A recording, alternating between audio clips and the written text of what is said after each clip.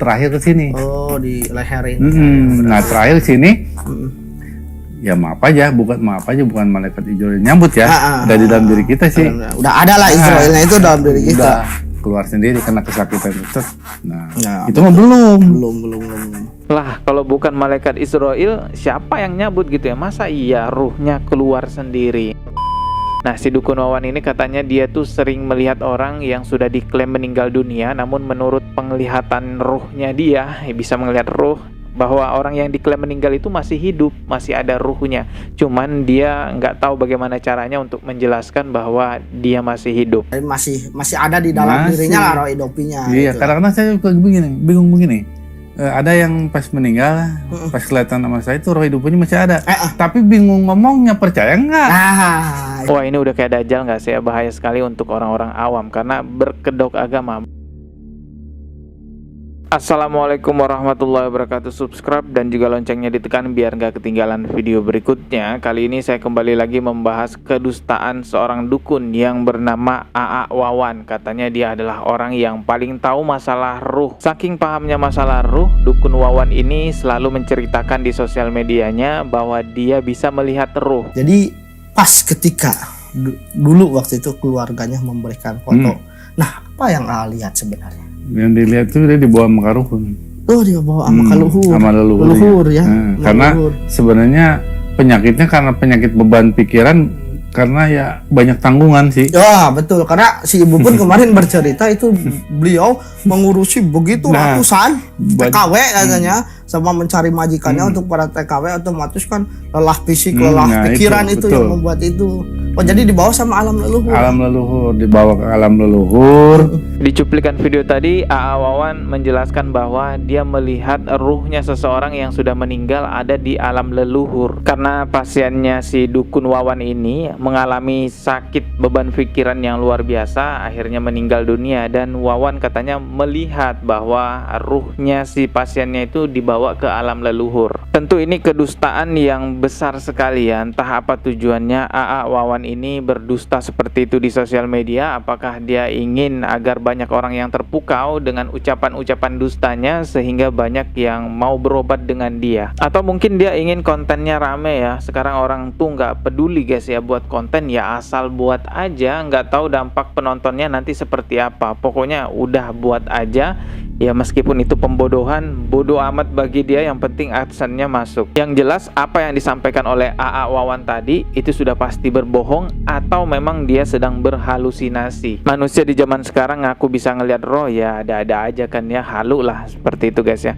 Dan si A.A. Wawan ini juga bukan hanya bisa melihat roh, tapi dia juga katanya tahu tentang nama-nama roh ini, roh itu. Yang dibawa sih enggak roh hidupi mah enggak sebenarnya. Cuman ada sebutnya roh rewani, ya kan, roh rohmani, roh hiang, sukma rasa, sebutnya roh rasa sama juga itu 4. Nah, itu dibawa.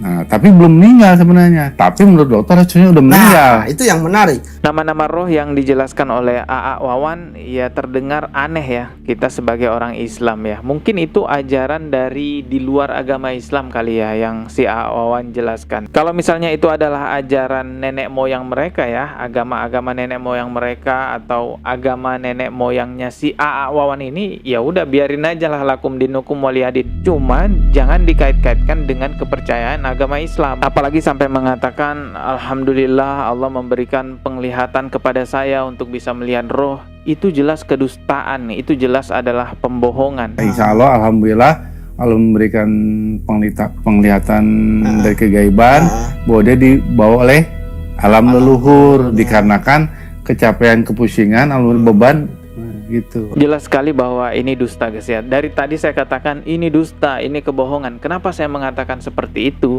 Karena pada zaman Rasulullah Sallallahu Alaihi Wasallam ada seorang kafir yang bertanya kepada Rasulullah Sallallahu Alaihi Wasallam mengenai roh. Pertanyaan itu bertujuan untuk menguji kemampuan Rasulullah dengan memberikan sebuah pertanyaan tentang roh. Ya bisa dikatakan bahwa pertanyaan itu untuk mengolok-ngolok Rasulullah. Akhirnya Allah Subhanahu Wa Taala berfirman dalam surah Al-Isra ayat 85 yang bunyinya, dan mereka bertanya kepadamu tentang roh, katakanlah ruh itu termasuk urusan Tuhanku dan tidaklah kamu diberi pengetahuan melainkan sedikit. Jadi Rasulullah aja guys ya, seorang Rasul, seorang pilihan Allah Subhanahu wa Ta'ala yang tentu tidak ada celah kesalahan pada dirinya, Allah suruh jawab pertanyaan orang-orang kafir itu dengan mengatakan roh itu termasuk urusan Tuhan, termasuk urusan Allah Subhanahu wa Ta'ala, dan manusia hanya diberitahu sedikit saja tentang roh. Jadi kalau ada orang di zaman sekarang sok tahu tentang roh ya, dia bukan Rasul, apalagi dia hanyalah seorang dukun ya, yang jelas-jelas di dalam ajaran agama Islam dilarang perdukunan. Dia ngaku bisa ngelihat ruh,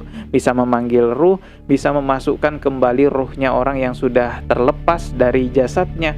Nauzubillahi min zalik. Itu sama aja dia menyebarkan kesesatan, itu dusta. Bahkan kesesatannya A.A. Wawan ini saking sok taunya ya dia tentang ruh, dia mengatakan bahwa mohon maaf yang mencabut nyawa itu atau yang mencabut ruh itu bukan malaikat Israel. Nauzubillahi min zalik. Nah, kalau nggak dibalikin otomatis roh hidupinya keluar. Lewat mana dia? Lewat ini dulu. Jari ini nih. Dari jari nah, dulu. Jari ke sini, terakhir ke sini. Oh, di leher ini. Nah, terakhir sini. Ya maaf aja, bukan malaikat Israel nyambut ya. Udah di dalam diri kita sih. Udah ada lah Israelnya itu dalam diri kita. Udah keluar sendiri karena kesakitan itu. Nah, Ya, itu mah belum. belum.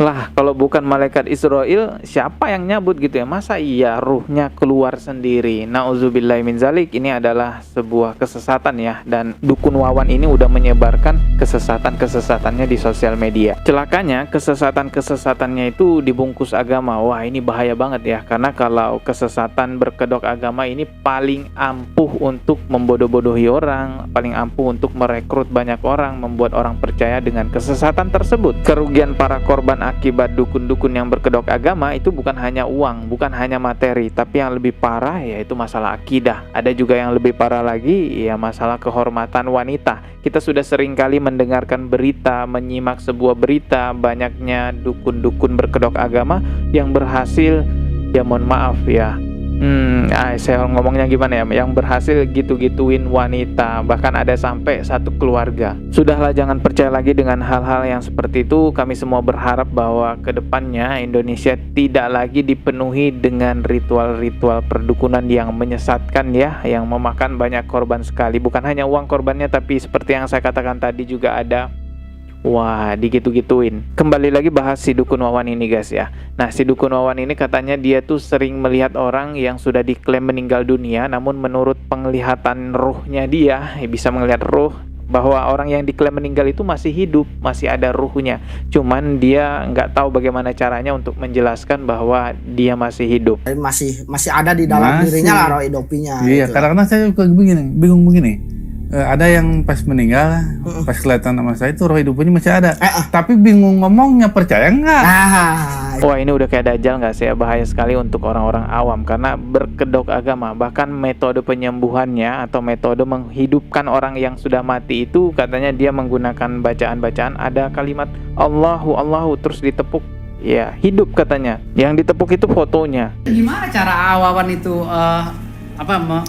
mengobati beliau lah, katakanlah gitu. Jadi hanya itu aja, dilihat foto aja.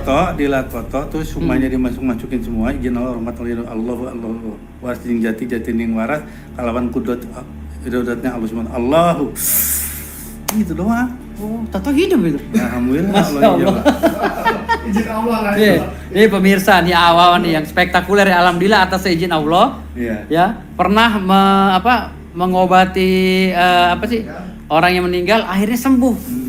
Orang meninggal ya, orang udah divonis meninggal di rumah sakit Iran, sembuh loh. Ya, seperti itu guys penjelasannya ya tadi ya. Jadi ada mantra-mantranya, terus ada sebutan Allahu, ditepuk fotonya, orang yang udah meninggal itu langsung hidup katanya. Walah, ini ngaco banget ya. Agama itu harusnya menuntun kita kepada jalan kebenaran, tapi di zaman sekarang, di akhir zaman ini guysnya, banyak sekali orang-orang yang menggunakan agama untuk menyesatkan orang, untuk menipu orang lain, berkedok agama gitu ya, nyebut nama Allah, memakai sholawat, memakai ayat-ayat Allah, disebut karomah, ilmu maunah lah, ya Allah. Sebenarnya keajaiban-keajaiban yang dihasilkan dari anugerahnya Allah ya, yang diberikan oleh Allah Subhanahu wa taala, baik itu karomah, maunah ataupun muhjizatnya Rasulullah Shallallahu alaihi wasallam, itu jelas ada dan sudah pasti ada. Apa yang tidak mungkin bagi Allah Subhanahu wa taala. Namun para dukun menggunakan kedok hal tersebut untuk membangun kepercayaan kepada masyarakat, memanfaatkan ketidakpahaman masyarakat mengenai karomah, mengenai maunah. Maka dari itu solusinya tidak lain adalah edukasi, teman-teman, yang memberitahu banyak orang bahwa ini adalah hal yang menyimpang, ini adalah hal yang tidak baik, adalah hal yang dilaknat oleh Allah Subhanahu wa taala. Dengan adanya pengetahuan seperti itu bisa menjadi benteng pertahanan kepada masyarakat untuk bisa menjaga akidahnya. Ya, semoga makin banyak yang mengedukasikan mengenai hal ini. Mohon maaf jika ada kata yang salah. Subscribe dan juga loncengnya ditekan biar gak ketinggalan video berikutnya. Wassalamualaikum warahmatullahi wabarakatuh.